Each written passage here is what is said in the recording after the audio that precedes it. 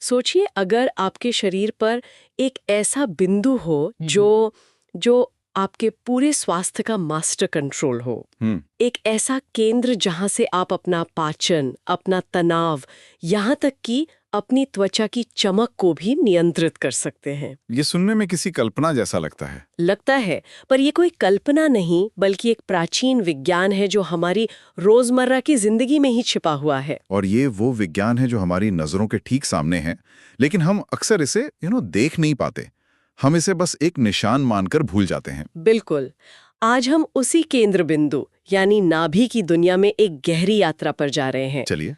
वो नाभि जिसे हम अक्सर सिर्फ जन्म का एक अवशेष समझते हैं, वास्तव में स्वास्थ्य और ऊर्जा का एक शक्तिशाली प्रवेश द्वार है। आज हमारा मिशन है इस सदियों पुरानी पद्धति के पीछे के गहरे विज्ञान को उजागर करना।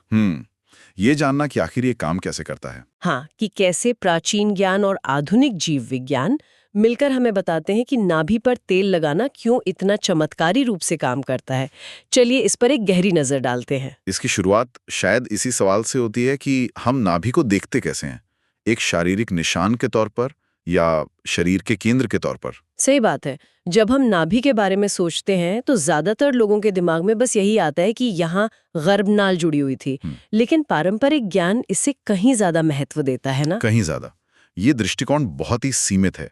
आयुर्वेद में नाभि को सिरा मूल कहा गया है। सिरा मूल? हाँ, जिसका शाब्दिक अर्थ है सभी शिराओं या नसों की जड़।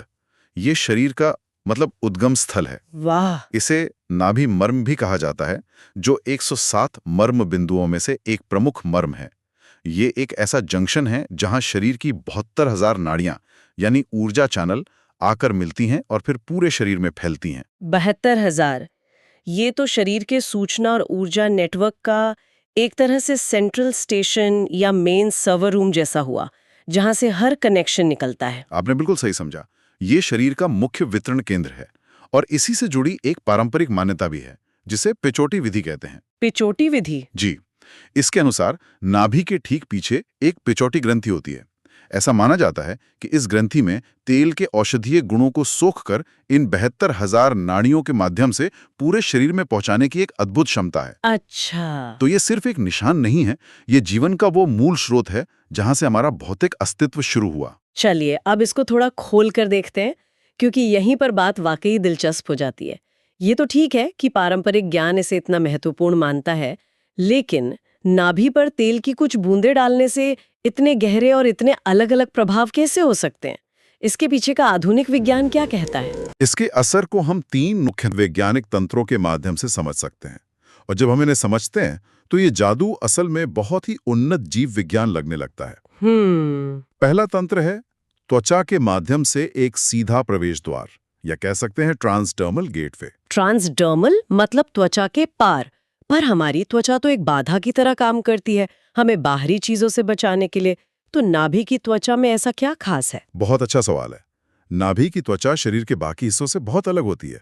इसकी जो सबसे बाहरी परत है, जिसे स्ट्रेटम कॉर्नियम कहते हैं, वो यहाँ पर असाधारण रूप से पतली होती है। अच्छा। इसका मतलब ये है कि ये एक बहुत कमजोर बाधा है, जिससे तेल जैसी चीजें बहुत आसानी से और तेजी से अंदर जा सकती हैं। ये एक तरह का एक्सप्रेस एंट्री पॉइंट है। अच्छा, तो मतलब शरीर ने यहाँ एक दरवाजा खुला छोड़ा हुआ है।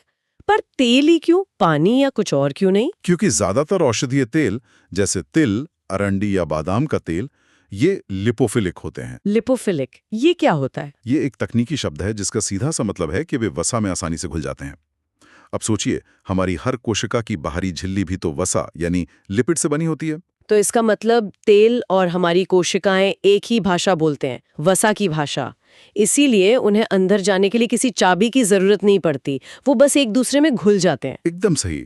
और सबसे महत्वपूर्ण बात यह है कि ये क्षेत्र रक्त वाहिकाओं से भरा होता है, खासतौर पर एपिगैस्ट्रिक धमनियों की शाखाओं से। तो जैसे ही तेल त्वचा की पतली परत को पार करता है, वो सीधे इन छोटी छोटी रक्त वाहिकाओं के नेटवर्क में पहुंच जाता है और खून में मिल जाता है। ओके। और इसका सबसे बड़ा फायदा यह है कि यह लिवर के फर्स्ट पास मेटाबॉलिज्म से बच जाता है। फर्स्ट पास मेटाबॉलिज्म, इसका क्या मतलब हुआ आसान शब्दों में? देखिए, जब हम कोई दवा मुंह से खाते हैं तो वो पहले पेट से होकर लिवर में जाती है, जहां उसका एक बड़ा हिस्सा प्रोसेस होकर नष्ट हो जाता है। बहुत कम मात्रा में दवा खून तक पहुंचती है। अच्छा। इसे फर्स्ट पास इफेक्ट कहते हैं। लेकिन नाभि के जरिए तेल सीधे खून में जाता है, बिना लिवर के फिल्टर या ट्रैफिक जैम से गुजरे। ये एक डायरेक्ट डिलीवरी सिस्टम है, जहां दवाई 100% असर के साथ पहुंचती है। अरे वाह! इसका मतलब तो ये हुआ कि शरीर ने खुद ही एक शॉर्टकट बनाया हुआ है और हम बस उसका इस्तेमाल कर रहे हैं। ये तो बहुत ही कुशल डिजाइन है। बिल्कुल। अच्छा, शरीर में तेल का सीधे पहुंचना तो समझ में आता है, लेकिन इसका असर हमारे मन और तनाव पर कैसे होता है? क्या ये तेल हमारे दिमाग तक पहुंच जाता है? ये दूसरे और शायद सबसे शक्तिशाली तंत्र की वजह से होता है। ये हमारे दूसरे मस्तिष्क से जुड़ा है। दूसरा मस्तिष्क? हमारे पेट में? हाँ बिल्कुल। हमारे पेट में हमारी आंतों की दीवारों में 500 मिलियन न्यूरॉन्स का एक घना जाल बिछा हुआ है। इसे वैज्ञानिक इंटेरिक नर्वस सिस्टम यानी ENS कहते हैं, और आम भाषा में दूसरा मस्तिष्क। कमाल है। ये हमारे मूड, हमारी भावनाओं और बेशक हमारे पाचन को स्वतंत्र रूप से नियंत्रित करता है, और हमारी नाभि ठीक इसके ऊपर स्थित है। तो नाभि इस दूसरे दिमाग का एक बाहरी स्विच बोर्ड है और तेल लगाकर धीरे धीरे मालिश करना उस स्विच को शांत मोड पर डालने जैसा है। बहुत बढ़िया सादृश्य है। जब हम नाभि पर तेल लगाकर मालिश करते हैं, तो हम असल में इस दूसरे मस्तिष्क को एक शांत करने वाला संदेश भेज रहे होते हैं। ये क्रिया वेगस नर्व को उत्तेजित करती है। वेगस नर्व, ये तो मस्तिष्क और पेट के बीच की मेन लाइन है ना? हाँ, मुख्य संचार लाइन। इससे हमारा रेस्ट एंड डाइजेस्ट सिस्टम यानी पैरासिम्पैथेटिक नर्वस सिस्टम सक्रिय हो जाता है। यही कारण है कि यह तनाव, चिंता और पाचन समस्याओं में लगभग तुरंत राहत देता है। और यहीं पर शायद अलग-अलग तेलों की भूमिका और भी महत्वपूर्ण हो जाती होगी। बिल्कुल। यहीं पर गाय का घी कमाल करता है। घी में ब्यूटेरिक एसिड होता है, जो हमारी आंतों की परत बनाने वाली कोशिकाओं का मुख्य भोजन है। अच्छा। जब ये नाभि के रास्ते अंदर जाता है, तो ये सीधे उन कोशिकाओं को पोषण देता है और वेगस नर्व के जरिए तंत्रिका तंत्र को गहरा आराम पहुंचाने का संकेत भेजता है। इसीलिए इसे नींद ना आने या बेचैनी जैसी समस्याओं में बहुत प्रभावी माना जाता है। और कब्ज या पेट की दूसरी समस्याओं के लिए मैंने अरंडी के तेल के बारे में बहुत सुना है। अरंडी का तेल इसका एक बेहतरीन उदाहरण है। उसमें रिसिनोलिक एसिड नाम का एक यौगिक होता है। जब आप इसे नाभि पर लगाते हैं, तो ये त्वचा से गुजरकर सीधे नीचे मौजूद आंतों की मांसपेशियों में प्रोस्टाग्लैंडिन रिसेप्टर्स को सिग्नल भेजता है। जिससे आंतों की गति नियमित होती है। बिल्कुल। ये कोई जादू नहीं है, ये ट्रांस एब्डोमिनल सिग्नलिंग है। आप पेट के बाहर से पेट के अंदर के सिस्टम से सीधे बात कर रहे हैं। ये तो कमाल है कि हम बाहर से मालिश करके अपने पेट के न्यूरॉन्स को शांत कर सकते हैं। लेकिन ये सब पेट और पाचन तक ही सीमित है या इसका असर शरीर के बाकी हिस्सों जैसे जोड़ों के दर्द या मासिक धर्म की परेशानी तक भी पहुंचता है? और यहीं पर तीसरा तंत्र सामने आता है, शरीर का आंतरिक जाल यानी फाशिया और लिम्फेटिक वेब। फाशिया? फाशिया हमारे शरीर का संयोजी ऊतक है, एक 3D मकड़ी के जाली की तरह जो हमारी हर मांसपेशी, हर अंग, हर नस को घेरे हुए है और आपस में जोड़े हुए है।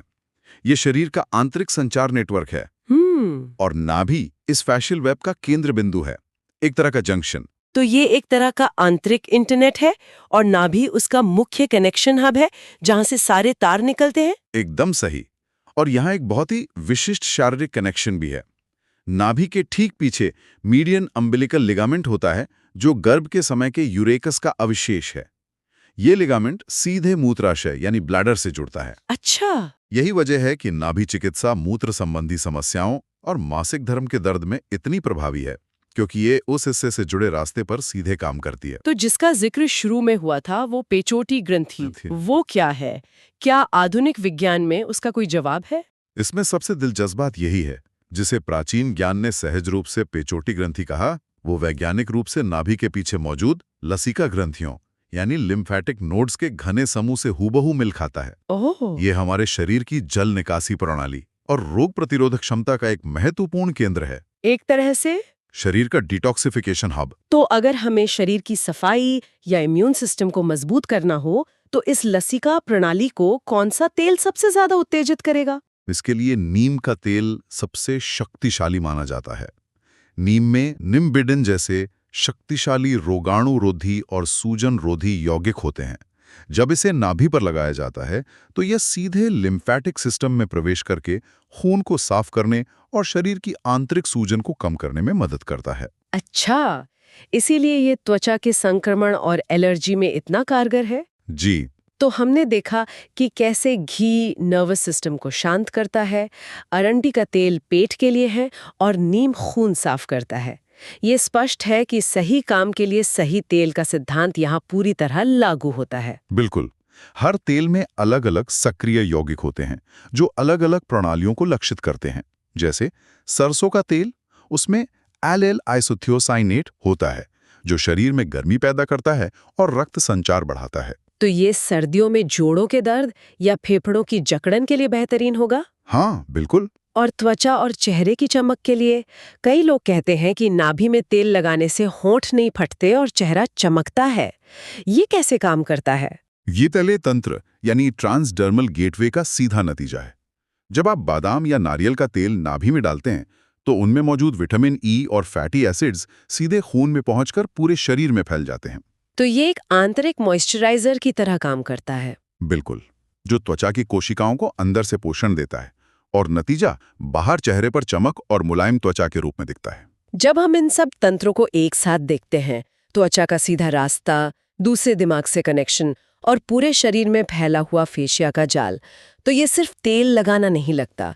ये तो शरीर के ऑपरेटिंग सिस्टम से सीधे संवाद करने जैसा है। और यहीं से सबसे बड़ा विचार सामने आता है। अगर हम इन सभी तंत्रों को एक साथ जोड़कर देखें तो हम नाभि को शरीर का बायोइलेक्ट्रिक राउटर मान सकते हैं।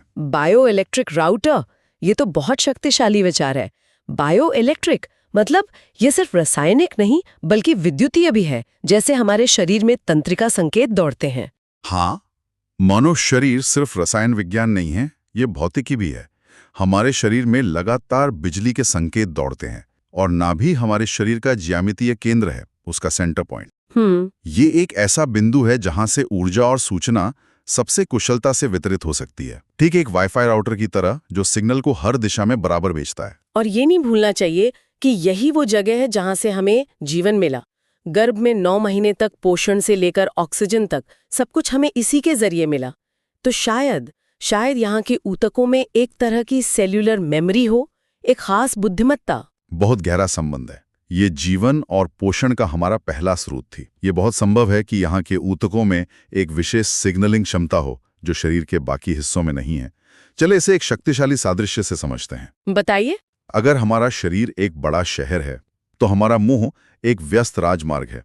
जब कोई दवा या भोजन इस रास्ते से जाता है तो उसे अक्सर लिवर रूपी ट्रैफिक जाम, टोल और चेक पॉइंट्स का सामना करना पड़ता है। और बहुत कुछ रास्ते में ही खो जाता है या अपनी मंजिल तक पहुंचने से पहले ही बदल जाता है। बिल्कुल, लेकिन नाभि एक high speed fibre optic cable है जो शहर के बाहरी ट्रैफिक को बाईपास करके सीधे शहर के मदरबोर्ड यानी हमारे दूसरे मस्तिष्क और सेंट्रल पावर ग्रिड यानी रक्त प्रवाह से जुड़ती है। तो यही कारण है कि इसका प्रभाव इतना तेज, इतना गहरा और कभी-कभी चमत्कारी क्यों लगता है। हाँ, क्योंकि ये पाचन तंत्र के शोर को दरकिनार कर देता है। पेट का एसिड, पित्त, लिवर का फिल्टर, इन सब से बचकर ये सीधे तंत्रिका तंत्र और रक्त प्रवाह को एक शांत, सीधा और शुद्ध संदेश भेजता है। आपने इसे पूरी तरह से समझ लिया है। ये शरीर के आंतरिक नेटवर्क को हैक करने का एक सरल लेकिन बहुत ही गहरा और प्रभावी तरीका है। तो आज हमने जाना कि नाभि सिर्फ हमारे जन्म का अवशेष नहीं बल्कि एक जीवित, सक्रिय और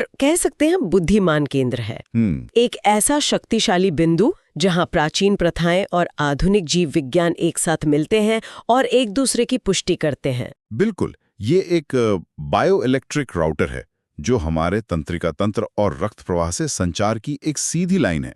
ये शरीर की जटिल मशीनरी से बात करने का एक बहुत ही सुंदर और प्रभावी तरीका है जो हमें याद दिलाता है कि हमारे शरीर में ही उपचार के कितने गहरे रहस्य छिपे हैं। ये वाकई कमाल है और हमें अपने शरीर को एक अलग ही नजरिए से देखने पे मजबूर करता है, एक सम्मान की दृष्टि से। और ये हमें सोचने के लिए एक अंतिम विचार देता है। वो क्या है? ये देखते हुए कि नाभि जीवन और पोषण से हमारा सबसे पहला और सबसे गहरा संबंध था। ये केंद्रीय बिंदु और कौन सी यादें या सेल्यूलर बुद्धिमत्ता संजोए हो सकता है जो हमारे स्वास्थ्य के लिए अनलॉक होने की प्रतीक्षा कर रही है।